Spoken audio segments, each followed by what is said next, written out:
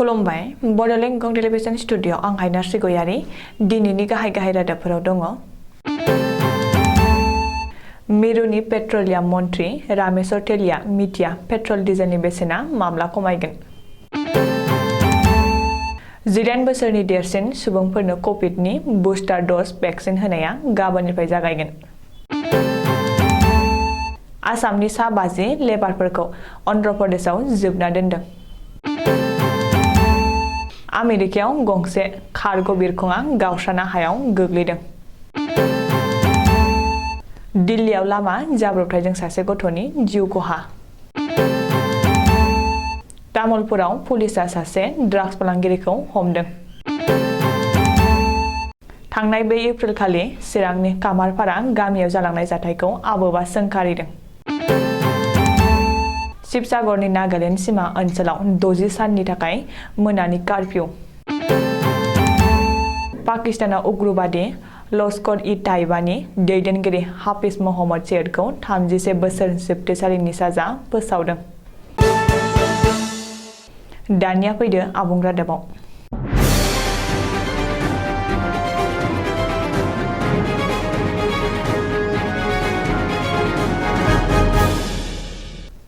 हादरनाङै petrol आरो डिजेलनि बेसेना बांनायनि सायाव बांगासिनो दङ। जायगा 110 रांनिबो गोजौआव सौहैबाय। आसामावबो 110 रां जानायनि लामायाव। बेखौ लानानै हादरनाङै सरासनस्रा सुबुंफ्रा जालाखार जानो गोनां जादों। बरंस पेट्रल डिजेल संग्रा गेसजों लोगोसे मुवा बेसादनि बेसेन बांलांनायखौ होबथानो थाखाय मिरु सोरखार आरो रायजो सोरखारा जेबो राहा लानायखौ नुनो मोनाखै। गुबुन फारसे नोजोर होनो गोनां बाथ्राया बेसोदि पेट्रल डिजेलनि बेसेना माब्ला खमायगोन बेखौ मिथिया। मिरुनि पेट्रलियाम मन्थ्रि रामेश्वर तेलिया पेट्रल डिजेलनि बेसेना माब्ला खमायफिनगोन बेखौ दानो बुंनो हाथ'वा। पेट्रलियाम मन्थ्रि रामेश्वर तेलिया मख'नो गोनांदि मिरुनि रायजोआरि पेट्रलियाम मन्थ्रि रामेश्वर तेलियानि बादिब्ला रासिया इउक्रेननि गेजेराव दावहा जानायनि थाखायनो बुहुमनां बाजाराव पेट्रल डिजेलनि बेसेना बांदों। बेनि अनगायैबो माखासे रायजोआव रायजो सोरखारा गावनि टेक्सखौ लायैनि थाखाय पेट्रल डिजेलनि बेसेना बांदों। बिसायख'थियारि जाहोननि थाखाय पेट्रल डिजेल आरो मुवा बेसादनि बेसेना बाङाखै होननानैबो मिरु मन्थ्रि रामेश्वर तेलिया खौरांगिरिनि सिगाङाव बुंथिदों। कर'ना महामारिनि हेंथायै जुजिनाया दासिमबो जोबनानै थाङाखै। भारत हादरावबो दासिम कर'नानि हेंथायै जुजिगासिनो दङ। बेनि गेजेरावनो मिरु सोरखारा मैया मोनसे गेदेर खौरां फोसावदों। 19 बोसोरनि देरसिन गासैबो सुबुङानो कभिडनि 3थि डज एबा बुस्टार डज भेक्सिन लानो हासिगोन। 10 एप्रिल एबा गाबोननिफ्राय हादरनाङै 19 बोसोरनि देरसिन सुबुंनो कभिडनि बुस्टार डज भेक्सिन होनाय हाबाफारिखौ जागायसिगोन। मख'नो गोनांदि कर'ना भेक्सिननि बुस्टार डजखौ बोसोर बायदि सुबुङाल' लानो हागोन जायफोरनि बैसोआ 19 बोसोरनि गोजौआव आरो जायफोरा 9 दाननि सिगांनो कर'ना भेक्सिननि नैथि डजखौ लादोंमोन। गासिबो देहा फाहामसालियावनो बुस्टार डज भेक्सिननि खाबुखौ मोननो हागोन। नाथाय मिरु सोरखारा मोनसे बाथ्राखौ रोखा खालामना होखादों दि कर'ना भेक्सिननि 3थि डज एबा बुस्टार डजखौ बयबो लाथारनांगौ बे नङा। रावखौबो नारसिनना बुस्टार डज भेक्सिन लाहोनाय जानाय नङा। मख'नो गोनांदि कर'ना भाइरासनि 3थि दोहौनि सिगां महामारिनि हेंथायै जुजिनायनि थांखियै सोरखारा बे बिथांखिखौ लादों। बेनि सिगां मिरु सोरखारा गासिबो सावस्रि मावफारिया आरो 60 बोसोर बैसोनि देरसिन सुबुंनो कर'ना भेक्सिननि बुस्टार डजखौ होनो गनायथि होदोंमोन। खामानि नागिरनानै आसामनिफ्राय गुबुन रायजोआव थांनाय सा 50 सुबुंफोरखौ अन्ध्र प्रदेशआव जोबनानै दोननाय जाथाय सोराङाव फैदों। थांनाय सानब्रैनिफ्रायनो अन्ध्र प्रदेशनि गंसे हटेलाव सा 50 असमिया सुबुंफोरखौ जोबना दोनदों। हटेलाव जोबना दोनजानाय सुबुंफ्रा टेलिफननि गेजेरजों फोरमायहरनायनि उनावसो बे जाथाया सोराङाव फैदों। रिपर्ट बादिब्ला नगाव, मरिगाव, लखिमपुर बायदि जिल्लानिफ्राय एजेन्टआ अन्ध्र प्रदेशआव खामानि मावनो थाखाय लेबारफोर दैथायहरो। बै सुबुंफोरखौ नगाव नोगोरनिफ्राय गंसे बासआव दैखांना अन्ध्र प्रदेशआव दैथायहरो आरो गारि भारानि थाखाय एजेन्टआ सासेयाव 3500 रांबो लादोंमोन। नाथाय एजेन्टआ गारि भारा होआखैमोन। गुबुन फारसे आसामनिफ्राय लेबार मावनो थांनाय 50 सुबुंफोराबो सौहैनायनि गारि भारा होयैनि थाखाय हमनानै जोबना दोनजायो। आमेरिकानि कस्टारिका ओनसोलाव मुवा बेसाद रोगाग्रा गंसे कार्गो बिरखं एबा उरां जाहाजा हरखाबै गावस्रानो हायाव गोग्लैदों। मख'जाथाव दि आमेरिका हादरनि गेजेराव थानाय कस्टारिकायाव गंसे कार्गो उरां जाहाजा माखासे मेसिनारि जेंनायाव गोग्लैनानै बानाय समाव रावनो बिरनाय दोरोदलांनानै हरखाबै गेजेर बाहागोआव मोननै थुख्रायाव गावस्रानानै हायाव गोग्लैदों। मख'जाथाव दि कार्गो बिरखं एबा उरां जाहाजाव दावबायारिफोर एबा हान्थियारि गाखोनाय जाया, बेवहाय खालि मुवा बेसादल' रोगानाय जायो। बेखायनो बे जाब्रबथायाव रावनिबो जिउ खहा जायाखिसै। बिरखंनि पाइलटआल' एसे दुखु मोनदों आरो गोबांद्राय जोखोम जायाखैसै होननानै सुलुङाव फोरमायदों। दिल्लीनि सावला ओनसोलाव गंसे बाइकआ अभारटेक खालामनानै सासे गथ'खौ सौख्लायलांनायाव गथ'नि जिउआ खहा जादों। मख'जाथाव दि दिल्लीनि सावला ओनसोलाव सासे 5 बोसोर बैसोनि उन्दै गथ'साया बिबौ आरो बिदाजों लोगोसे स्कुटियाव गाखोना क्रिकेट एकाडेमि सेन्टाराव थांफादोंमोन।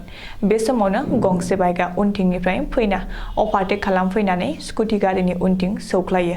सौख्लायनाय लोगो लोगो स्कुटिया जायगायावनो बेलथायो आरो जाथाय जानाय जायगायावनो उन्दै गथ'साया जिउ गोमायो आरो बिबौआबो गोब्राब जोखोम जायो।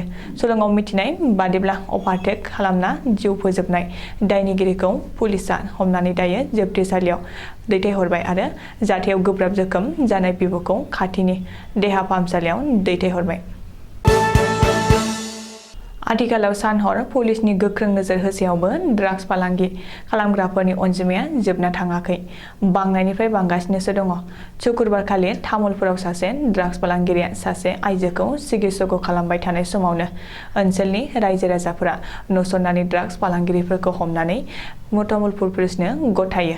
पुलिसनि सुलुङाव मिथिहोनाय बादिब्ला हमजानाय ड्राग्स फालांगिरिनि मुङा आकाश आली। आकाश आलीया गोबाव समनिफ्रायनो ड्राग्स फालांगियाव लोब्बा दंमोन होननानै मिथिनाय जादों। चिरां जिल्लानि गेजेराव खामारपारा गामिनि थागिबि मनरन्जन नार्जारिनि नखराव थांनाय 4 एप्रिलखालि डाकायथि जालांनाय जाथायजों लोगोसे दाय गैजायै लाइमोन सेंग्रासा राजा बर'खौ लामा दथायाव लोगो मोननानै डाकायथिफोरा अना-खाना गावथारलांनायखौ चिरां जिल्लानि आबोब एबा दुलाराय आइजो अनसाय आफादा सोंखारिदों। लोगोसे बिटिसि सोरखार आरो आसाम सोरखारखौबो दायनिगिरिखौ थोजासे साजा होनांगौ होननानै खावलायदों। मख'नो गोनांदि थांनाय 4 एप्रिलखालि मनरन्जन नार्जारिनि नखराव माखासे सिनाय मोनै डाकायथिफोरा हाबनानै धोन-लुट खालामनानै लांदोंमोन। बे जाथायनि उनाव बिगुमै मनरन्जन नार्जारि आरो बिब'मोनहा जाथायनि सोमोन्दै गामि खाथिनिनो किसान बाजार आमलायगुरि गामिनि फंबाय राजा बर'नो जानबुंजों खिन्थाहरदोंमोन।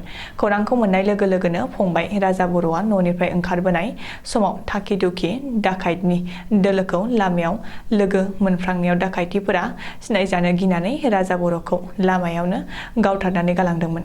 बे जाथायनि उनाव चिरां जिल्ला दुलाराय आइजो अनसाय आफादा दुखुथिया बिमा रान्दि रने बर'नि न'आव थांनानै सुरा लाहैदोंमोन। लोगोसे दुखुनि समाव दुखु फोरमायफादोंमोन। बेबायदि जाथायफोरा जाहाथे आरोबाव इयुनाव जाबावनो हाया, बेनि थाखाय चिरां जिल्ला दुलाराय आइजो अनसाय आफादा सोरखारखौ गोख्रोङै खावलायबावदों। आथिखालाव समाज बेरेखा एबा आयेन बेरेखायै माखासे जेंनाखौ सुस्रांनो थाखाय शिबसागर जिल्लानि जिल्ला बेंगिरिया बिथोन होदों दि फैगौ 60 सानसिमहालागै शिबसागर जिल्लानि आसाम-नागालेन्ड सीमा ओनसोलाव सिमानिफ्राय 5 kilometre रेडियासआव Indian panel क'डनि TRP section 144 होननानै कार्फिउ होनाय जाबाय। बे कार्फिउआव मोनानि 6 रिंगानिफ्राय फुंनि 6 रिंगासिमहालागै थागोन। बेखायनो जायखिजाया गारि मटरनि खारनाय, आफाद जुथुमनाय, हानजा सुरनाय, धर्ना होनाय, सोरखारारि आरो सोरखारि नङै जायखिजाया बाउन्डारि वाल, बेनार होनाय बेफोर गासैबो बन्द थाजोबगोन। बेनि अनगायैबो बाइकफोराव सासेनि गोबां गाखोनो मोननाय नङा एबा जाय सालायो बिसोर गाव हारसिंल' गाखोनो मोनगोन। जुदि सोरबाफोर बे बिथोनखौ मानियाब्ला एबा सिफायोब्ला भारतीय आयेन खान्थिजों एबा IPC TRPC 188 नि जोहै बिसोरनि बेरेखायै राहा लानाय जागोन आरो साजा होनायबो जागोन होननानै जिल्ला खुंथायाव मिथिहोदों। पाकिस्ताननि लाहौराव थानाय एन्टि-टेररिस्ट कर्टआव पाकिस्तान उग्रबादि लश्कर-इ-ताइबानि सुप्रिम कामान्डार हाजिब महम्मद जैदनि बेरेखायै 3 बोसोर जोबथेसालिनि साजा फोसावदों। लोगोसे 3,40,000 रां जुरिमानाबो फोनांदों। लाहौरनि कट लकपट जोबथेसालियाव 3 बोसोर थानांगोन होननानै पाकिस्तान एन्टि टेररिस्ट क'डआ बिथोन होदों। मख'नो गोनांदि इन्डियानि मस्ट वान्टेड हाफिज महम्मद सैयदआ 2008 मायथाइनि 26 नबेम्बर खालि मुम्बाइ गाग्लोबनायनि गुबै फाव फान्दायगिरि एबा मास्टार माइन्डमोन। बै सानखालि मुम्बाइआव गासै 166 दायगैयै सुबुंनि जिउआव खहा जादोंमोन। बेनि उनाव हाफिज महम्मद सैयदआ जामात उन-दवा मुंनि थिउरिया हानजाबो दाबावदोंमोन। बेखायनो राष्ट्रसंघआ ग्लबेल टेररिस्ट फारिलाइयाव हाफिज महम्मद सैयदनि मुंखौ लिरनानै दोनदोंमोन। दिनैनि रादाबा एसेनोसै, गोजोन्थों।